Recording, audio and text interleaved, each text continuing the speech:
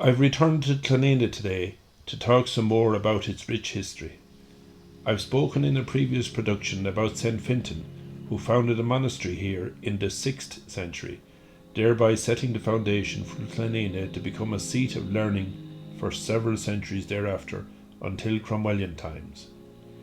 The area became known as Clenina of the Seven Churches, or the Seven Churches of Clenina, with churches believed to have been grouped together on elevated ridges such as this one, which is a few hundred metres to the northwest of the existing church ruins. One of the notable features of the Clenina site, and which can be clearly seen from the adjacent main roadway, is this oblong-shaped hillock, which is bisected by a field hedge or fence. Maps of the area list this feature as a burial ground. Could this be the resting place of St. Fintan or some of the other learned holy men that lived in Clenina? One of the many saints associated with Clenina was Saint Angus, often referred to as Aengus The Culdee. He was born close to the Clenina monastery in the middle of the 8th century. Almost from infancy, he deserved the title Culdee, or worshipper of God, which surname he afterwards bore. The great monastery at Clenina at that time enjoyed a high reputation both for the number and sanctity of its inmates. To here, Angus was admitted for his novitiate. After spending a course of religious training and of sacred study at Clenina, Angus felt called by heaven to a state of higher perfection. He built a cell for himself a few miles away at Dysart Enos, or the Desert of Angus. To there he frequently retired to put in practice, unnoticed, rigorous religious observances which he followed. These included making 300 genuflections each day and reciting the entire Psalter. Angus made his way on foot to the monastery of Tallaght in Dublin, where he sought admission in the guise of a servant, even though his fame had already extended to there. He took on the most laborious jobs in the fields and in the farmyard for a full 7 years without his true identity becoming known to his fellow monks. St. Angus became noted for his literary works. It is said that while he lived in the monastery of Tallaght under the abbot St. Melruan, both were engaged in compiling from earlier records a calendar of Irish saints known as the Martyrology of Tallaght. The literary work for which Angus is best remembered is Failure Angusa, or the Martyrology of Angus, a metrical register of saints and their feast days, which is believed to have been composed by him in the last years of the 8th century or the early years of the 9th century. Living at the monastery of Tallaght, Angus became well versed in both Greek and Latin, and there is no doubt that he became acquainted with not only native and foreign literature, but also with the science of the period, which was then taught in the school at Tallaght. Following the death of the abbot Melruan, St. Angus felt his loss deeply, and he decided eventually to leave the monastery of Tallaght and to return here to Clenina. Soon after his return to Clenina, he was chosen as its abbot, and he was elevated to the rank of bishop. It is also believed that he spent some time living at Dysart Bay, at the other side of Mount Trat, close to the River Nore, and that he completed the composition of his Failure there.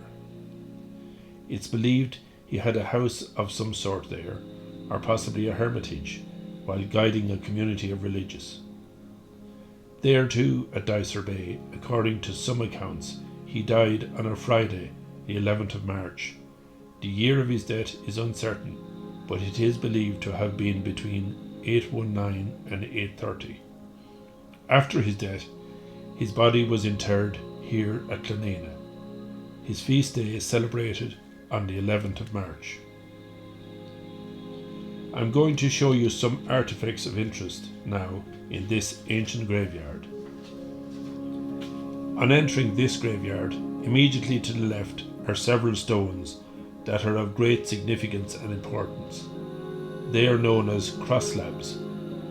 and they are some of the oldest artefacts in County Laois. Cross-Slabs are also to be seen in other Laois sites such as Kyle and in Rosenallis. These Cross-Slabs at Clenina were the subject of a comprehensive study by Conleth Manning that was published in 1998 in a collection of archaeological and historical studies entitled Dublin and Beyond the Pale. According to Manning, these slabs are likely to be of varying dates, possibly as early as the 7th or 8th century to the 11th or 12th, when the Clenina monastery was at the height of its power, and they put County Laois firmly on the distribution map of early medieval cross-slabs. Let's have a close-up look at the cross-slabs, some filming which was captured under artificial light after dark.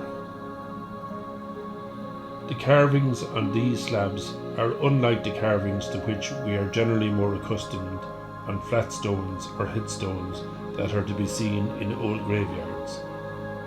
Instead, these slab stones are characterized by a variety of decorations, such as small crosses within circles, spirals, motifs, Latin crosses, and rings. The detailed carving on these cross slabs is incredible.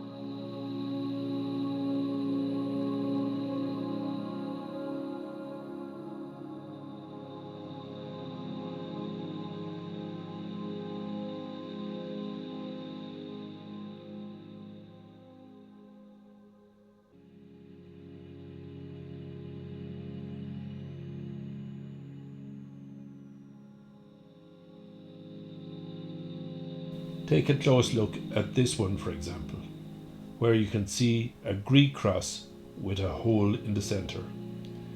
A Greek cross is a cross with arms of equal length that meet at right angles, resembling a plus sign. The Greek cross was widely used in Greece and the Byzantine Empire since the 4th century, and like other Christian crosses, it symbolizes the crucifixion of Jesus. If we look at another example here, we can see a Latin cross, which is a cross with a vertical beam that is longer than the horizontal beam. This is, of course, the most common symbol of Christianity and the crucifixion of Jesus. In Comerford's collections relating to the Diocese of Kildare and Loughlin from 1886, he describes this graveyard as one in which Catholics exclusively were buried. At the time of writing, he stated that 3 priests lay interred here: Reverend Daniel Horahan, who died in 1749, Reverend Dennis Lawler, who died in 1762, and the priest whose grave is marked with this flat stone, Reverend Lawrence Colleton. There is a lengthy inscription on this stone in both English and Latin. Let's view that inscription under artificial light. The inscription reads, "Here lieth the body of the Reverend Lawrence Colleton, pastor of Clenina,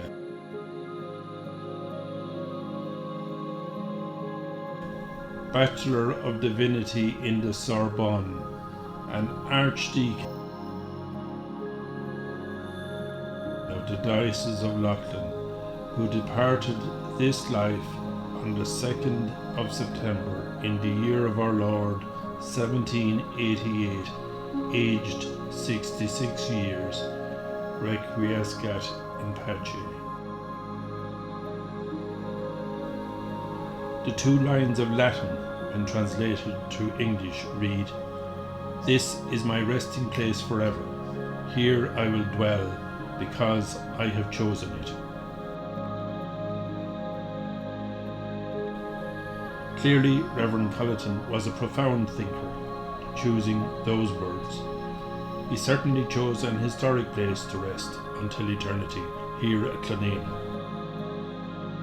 In Daniel O'Byrne's History of the Queen's County that was published in 1856, he states that the earth that covers the remains of Reverend Lawrence Colleton is accounted sacred and taken as a remedy against many complaints. One of the poems in the Book of Leinster refers to 24 saints having lived at Clenina. From the Irish version Clonenagh, some writers have translated it to refer to the Ivied Retreat or the Ivy Meadow.